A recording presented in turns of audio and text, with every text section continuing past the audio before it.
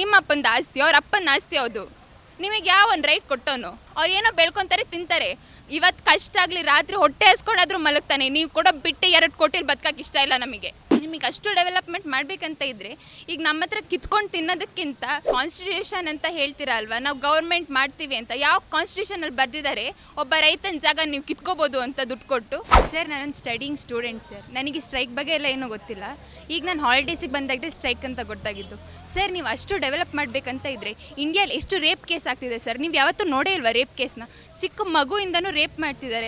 ಯಾವತ್ತೂ ಕಾಣಿಸಿಲ್ವ ನಿಮಗೆ? ಡೆವಲಪ್ಮೆಂಟ್ ಅನ್ನೋದು ನಮ್ಮೂರಲ್ಲೇ ಮಾಡಬೇಕಾ ನೀವು? ನಾವು ಯಾರು ಈ ಡೆವಲಪ್ಮೆಂಟ್ ಕೇಳೇ ಇಲ್ವಲ್ಲ ನಿಮಗೆ. ನೀವು ನಮ್ಮನ್ನು ರೈತರ ಅಂತ ಕೇಳಿದ್ರಿ ಅಲ್ವಾ? ಯಾರಾದರೂ ತಾಯಿನ ಕೇಳಿ, ನೀವು ತಾಯಿನ ಅಂತ. ರೈತರಿಗೆ ಗೊತ್ತು ಸರ್ ಆ ನೋವು ಎಷ್ಟು ಕಷ್ಟಪಡ್ತಾರೆ ಅಂತ. ಆ ರೈತರು ಒಂದೇ ಒಂದು ಕಾಳನ್ನು ಹಾಕಿದ್ರು ಆ ಕಾಳು ಹೊರಗೆ ಬರೋ ತನಕ ಮಗು ಥರನೇ ನೋಡ್ಕೊತಾರೆ ಸರ್. ನಿಮಗೇನು ಗೊತ್ತು ಸರ್ ಆ ನೋವು? ಪ್ರತಿದಿನ ಒಂದಿನ ಬಂದು ಕೆಲಸ ಮಾಡಿ ನೋಡಿ ಸರ್. ಇಲ್ಲಿ ಯಾವತ್ತೂ ಮಾಡಿಲ್ಲ ಅಲ್ವಾ ನೀವು?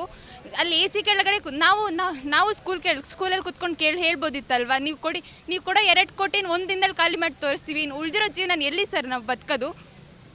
ನಮ್ಮ ಆಸ್ತಿ ಅಂತಂದರೆ ನಾವು ಎಲ್ಲೋ ಒಂದು ಕಡೆ ಜೀವನ ಮಾಡ್ತೀವಿ. ನನ್ನ ತಮ್ಮ ನರ್ಸರಿ ಮಾಡಬೇಕು ಅಂತ ಇದ್ದಾನೆ. ನೀವು ನಮ್ಮ ಲ್ಯಾಂಡನ್ನು ಅಕ್ವೈರ್ ಮಾಡಿದ್ಮೇಲೆ ಅವ್ನು ಯಾಕೆ ಬೇರೆ ಕಡೆ ತೊಗೊಂಡು ಮಾಡಬೇಕು? ಅವ್ನು ನಮ್ಮ ಜಾಗದಲ್ಲೇ ಮಾಡ್ಕೊತಾನೆ ನರ್ಸರಿನ. ಅವ್ನು ಯಾಕೆ ಬೇರೆ ಕಡೆ ದುಡ್ಡು ಕೊಟ್ಟು ತೊಗೋಬೇಕು ಅಂತ? ನೀವು 2 ಕೋಟಿ ಕೊಡ್ತೀರ, ಇವತ್ತಿರುತ್ತೆ, ನಾಳೆ ಹೋಗುತ್ತೆ. ನಮ್ಮ ಆಸ್ತಿ ಅನ್ನೋದು ನಮ್ಮ ಜೊತೆ ಯಾವಾಗಲೂ ಇರುತ್ತೆ ಸರ್. ನಾವು ಇವಾಗ ಓದಿ ಉದ್ಧಾರ ಆಗ್ತೀವಿ ಅಂತ ಏನು ನಂಬಿಕೆ ಇಲ್ಲ. ನಾನು ಡಾಕ್ಟರೇ ಓದಿದ್ರು ಕೂಡ ನನಗೆ ನಾಳೆ ಒಳ್ಳೆಯ ಹಾಸ್ಪಿಟಲಲ್ಲಿ ಕೆಲಸ ಸಿಗುತ್ತೆ ಅಂತೇನು ಗ್ಯಾರಂಟಿ ಇಲ್ಲ. ಅಲ್ಲಿ ಕೆಲಸ ಸಿಗಲಿಲ್ಲ ಅಂದರೆ ನಾನು ಲಾಸ್ಟಿಗೆ ನಾನು ಫಾರ್ಮ್ ಇದೆ ಅಂತನಾದರೂ ಏನಾದರೂ ಧೈರ್ಯ ಇರುತ್ತೆ ನನಗೆ ವಾಪಸ್ ಬಂದು ಮಾಡೋಕ್ಕೆ. ಅಷ್ಟು ಡೆವಲಪ್ಮೆಂಟ್ ಮಾಡಬೇಕು ಅಂತ ಇದ್ದರೆ ನಿಮಗೆ ಈ ದೇಶನ ಎಷ್ಟೊಂದು ಸಾಲ ಇದೆ ಸರ್ ದೇಶಕ್ಕೆ. ಇಂಡಿಯಲ್ಲಿ ತುಂಬ ಡೆಟ್ ಮಾಡಿದ್ದೀವಿ ತುಂಬ ಕಂಟ್ರೀಸಿಂದ.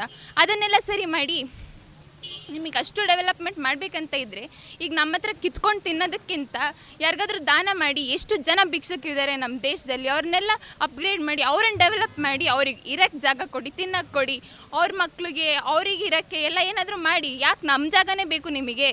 ನೀವು ಡೆವಲಪ್ಮೆಂಟ್ ಮಾಡ್ತೀವಿ ಅಂತ ಹೇಳಿದ್ರಿ ಅಲ್ವಾ? ಈಗ ಅಕ್ವೈರ್ ಮಾಡಿರೋ ಜಾಗನೆಲ್ಲ ಡೆವಲಪ್ ಮಾಡಿಬಿಟ್ಟಿದ್ದೀರಾ. ಏನು ನಂಬಿಕೆ ಮೇಲೆ ಕೊಡೋದು ಸರ್? ನೀವು ಕೊಡೋ 2 ಕೋಟಿನೂ ಯಾವ ನಂಬಿಕೆ ಮೇಲೆ ನೀವು ನಮಗೆ ಕೊಡ್ತೀರಾ ಅಂತ ಕೊಡೋದು? 2 ಕೋಟಿ ಕೊಟ್ಬಿಡ್ತೀವಿ ಅಂತ ಅಂದ್ರಲ್ವಾ? ನಾವು ಯಾರು ನಮ್ಮ ಬ್ಯಾಂಕ್ ಅಕೌಂಟ್ ನಂಬರೇ ಕೊಟ್ಟಿಲ್ವಲ್ಲ, ಯಾರಿಗೆ ಕಳಿಸ್ತೀರಾ ನೀವು? ಸರ್ಕಾರದವರು ಅಗ್ರಿಕಲ್ಚರ್ ಸೈನ್ಸ್ ಮಾಡಬೇಕಂದ್ರೆ ಪ್ರತಿಯೊಬ್ಬ ಆ ವಿದ್ಯಾರ್ಥಿ ಮನೆಯವ್ರದ್ದು ಅಥವಾ ಯಾರ್ದೋ ಒಬ್ರದ್ದು ಇದು ಭೂಮಿ ಇರಬೇಕಂತ ಹೇಳ್ತಾರೆ. ಅದೇ ರೀತಿಯಾಗಿ ಈಗ ಮತ್ತೆ ಅಷ್ಟೇ ಅಲ್ಲದೆ ಸರ್ಕಾರಿ ಅಗ್ರಿಕಲ್ಚರಲ್ ಸೈನ್ಸ್ ಕಾಲೇಜ್ಗಳು ಜಾಸ್ತಿ ಇದಾವೆ. ಧಾರವಾಡದಲ್ಲಿ ಆಗಿರ್ಬೋದು, ಬೆಂಗಳೂರಲ್ಲಿ ಆಗಿರ್ಬೋದು, ಈ ರೀತಿಯಾಗಿ. ಮತ್ತು ಅಲ್ಲೆಲ್ಲ ವಿದ್ಯಾರ್ಥಿಗಳಿಗೆ ಏನು ಮಾಡ್ತಾರೆ ಅಂತ ಸರ್? ನೀವು ಅವರು ಅಷ್ಟು ಲ್ಯಾಂಡ್ ಅಕ್ವೈರ್ ಮಾಡಬೇಕು, ಡೆವಲಪ್ಮೆಂಟ್ ಮಾಡಬೇಕು ಅಂತ ಇದ್ದಾರೆ ಅಲ್ವಾ? ಮತ್ತು ಅಗ್ರಿಕಲ್ಚರನ್ನು ಯಾಕೆ ಓದಿಸ್ತಿದ್ದಾರೆ ಅಂತ ನನ್ನ ಕ್ವೆಶ್ಚನ್.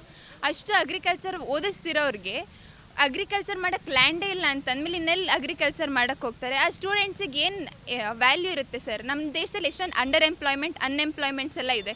ಅದನ್ನು ಡೆವಲಪ್ ಮಾಡಿ. ನಮ್ಮ ದೇಶ ನಾವು ಹುಟ್ಟಾಗಿಂದ ಅಲ್ಲ, ನಮ್ಮ ತಾತ ಮುತ್ತಾತನಿಂದನೂ ಡೆವಲಪಿಂಗ್ ಕಂಟ್ರಿ ಅಂತಲೇ ಇದೆ. ಯಾಕೆ ನಮ್ಮ ದೇಶ ಡೆವಲಪ್ಡ್ ಕಂಟ್ರಿ ಆಗೋಕ್ಕಾಗಲ್ಲ? ಅದ್ರ ಕಡೆಗೆ ಗಮನ ಕೊಡಿ. ಯಾಕೆ ಇದು ಅಕ್ವೈರ್ ಅಂತ ಬರ್ತೀರಾ?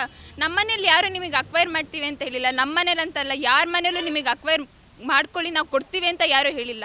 ನೀವು ಯಾರು ನಮ್ಮ ಜಾಗಕ್ಕೆ ಬಂದು ನಮ್ದನ್ನು ತೊಗೊಳಕ್ಕೆ? ಯಾವ್ದಾದ್ರು ಸರ್, ಕಾನ್ಸ್ಟಿಟ್ಯೂಷನ್ ಅಂತ ಹೇಳ್ತೀರಾ ಅಲ್ವಾ, ನಾವು ಗೌರ್ಮೆಂಟ್ ಮಾಡ್ತೀವಿ ಅಂತ. ಯಾವ ಕಾನ್ಸ್ಟಿಟ್ಯೂಷನಲ್ಲಿ ಬರೆದಿದ್ದಾರೆ ಒಬ್ಬ ರೈತನ ಜಾಗ ನೀವು ಕಿತ್ಕೋಬೋದು ಅಂತ ದುಡ್ಡು ಕೊಟ್ಟು?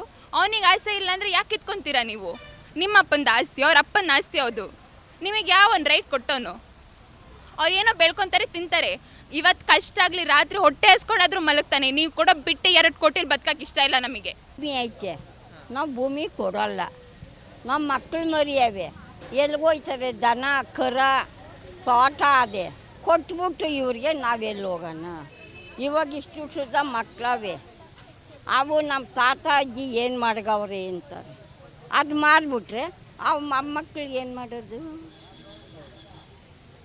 ಇವಾಗಿನ ಕೆಲಸದಲ್ಲಿ ಅವ್ರು 15 ಕೊಡ್ಬೋದು, 20 ಕೊಡ್ಬೋದು.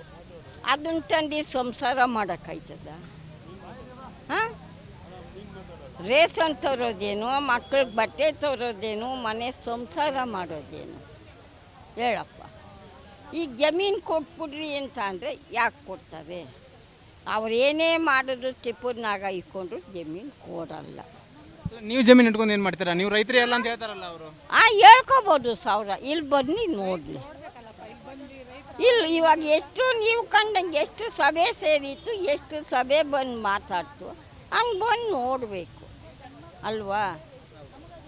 ಯಾರು ಬಂದೇ ಇಲ್ವಾ ಇದುವರೆಗೆ ಆದರೂ ನಿಮ್ಮನ್ನು ಮಾತಾಡ್ಸೋಕ್ಕೆ? ಯಾರೂ ಇಲ್ಲ, ಇಲ್ಲಿ ಯಾರು ನಿಮ್ಮ ಶಾಸಕರು ಯಾರು ಬರ್ತಾರೆ ಇಲ್ಲಿ ಬಿಡದಿ?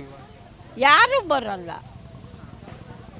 ಯಾರೂ ಬರಲ್ಲ. ನಾನು ಅಕ್ಕೋಡ್ ಮಾಡ್ತೀನಿ, ನಾನು ಅದು ಮಾಡ್ತೀನಿ ಅಂದರೆ ಯಾರು ಕೊಡ್ತಾರಪ್ಪ? ಕೊಟ್ಬಿಟ್ಟು ನಾವೆಲ್ಲಿ ಹೋಗ್ಬೇಕು? ಅವ್ರ ಮನೆ ಮಕ್ಳಿಗೆ ಹೋಗೋಣ. ಇವಾಗ ನಮ್ಗೆ ಬೇಕೇ ಬೇಕು ಅಂತ ಪಟ್ಟು ಹಿಡ್ಕೊಂಡ್ರೆ ಏನು ಮಾಡ್ತೀವಿ? ಬೇಕೆಂದ್ರೆ ಬಂದು ಕೇಳಿ, ಅವಾಗ ಐತೆ. ನಾವು ಕೊಡಲ್ಲ, ನಿಂದಲ್ಲ ಭೂಮಿ ನಮ್ಮದು ಅಂತೀವಿ. ಎಲ್ಲೋ ಬೇಕಾದಂಗೆ ಅದೆಲ್ಲ ಅಲ್ಲಿ ಹೋಗ್ತಾ ಮಾಡ್ಕೊಳ್ಳಪ್ಪ, ನಮ್ಮ ಬರೋರು ಭೂಮಿ ಬೇಡ ನಿಮಗೆ. ನಿಮ್ದು ಎಷ್ಟಿದೆ ಬಜ್ಜಿ ಭೂಮಿ? ಎಷ್ಟು ಮಕ್ಕಳು? ನಮಗೆ ನಾವು ನಮ್ಮ ತಮ್ಮನ್ನ ಅಕ್ಕ ನಾನು, ಅವರು ಬರಲ್ಲ. ಹುಡುಗ ಕೆಲ್ಸಕ್ಕೆ ಹೋಗ್ತಾನೆ ಕೂಲಿಗೆ, ದನ ಕರಾವೆ ತಮ್ಮ ನೋಡ್ಕೊತಾವ್ರೆ. ನನ್ನ ಅಳಿಯ ಈರಮ್ಮ ಅಂತ ಕೊಂಡ್ರು. ಅದು ನಮಗೆ ಅಕ್ಕ ತಾನೇ. ನೀವು ಅದರಲ್ಲೇ ಭೂಮಿಯಲ್ಲಿ ಮಾಡ್ಕೊಂಡು ಹಾಂ ಹೌದು. ಆ ಭೂಮಿ ಮಾಡಿ ಕಲ್ಲು ಮಣ್ಣು ಆಡಿ ಆ ಮುಳ್ಕಿತ್ತಿ ಇದು ಮಾಡಿ ಎಷ್ಟು ಕಷ್ಟ ಬಿದ್ದಾವಾಗ. ಊಟ ತಿನ್ನಕ್ಕೆ ಊಟ ಇಲ್ಲ, ನೀರಿಲ್ಲ. ಅರ್ಥ ಆಯ್ತಾ? ಅಷ್ಟೆಲ್ಲ ಕಷ್ಟ ಬಿದ್ದು ಮಾಡಿ ಇವತ್ತು ನಾವು ಭೂಮಿ ಕೊಡು ಅಂದರೆ ಎಲ್ಲಿ ಕೊಟ್ಬಿಡೋಣಪ್ಪ. ಡಿ ಕೆ ಶಿವಕುಮಾರ್ ಅವರು ಉಪಮುಖ್ಯಮಂತ್ರಿ ಅವಾಗಲೇ ಬಿಡ್ತಾ ಇರಲಿಲ್ಲ. ಇವಾಗ ಮುಖ್ಯಮಂತ್ರಿಗಳಾಗಿದ್ದಾರೆ ಅವರು, ಇವಾಗ ಬೇಕಂತ ಇದು ಮಾಡ್ತಾರೆ. ಆಗಲಿ, ನಮ್ಗೆ ಸಂತೋಷ. ನಾವು ಕೊಡಲ್ಲ. ಇವಾಗ ಮಾಡ್ಕೊಳ್ಳಿ, ಇರೋತ್ತ ಹೋಗಿ ಮಾಡ್ಕೊಳ್ಳಿ. ಇಲ್ಲಿ ಬಂದು ನಮ್ಮನ್ನು ಕೇಳೋಷ್ಟು ಇದಿಲ್ಲ. ನಾವು ಕೊಡಲ್ಲ, ಕೊಡಲ್ಲ ಹೋಗಪ್ಪ ಅಂತೀವಿ. ಕೊಡಲ್ಲ ಹೋಗಪ್ಪ, ನಮ್ಮ ಭೂಮಿ ನಮ್ಮ ಹತ್ರ ಇರಲಿ. ಕೊಡಲ್ಲಪ್ಪ, ಕೊಡಲ್ಲ. ನಮ್ಮ ಜಮೀನು ಹತ್ರ ನೀನು ಬರಬೇಡ, ನಾವು ಕೊಡಲ್ಲ. ನೀನು ಎಲ್ಲಾದರೂ ತಗೋ, ನಮ್ಮ ಜಮೀನು ಬರಬೇಡ.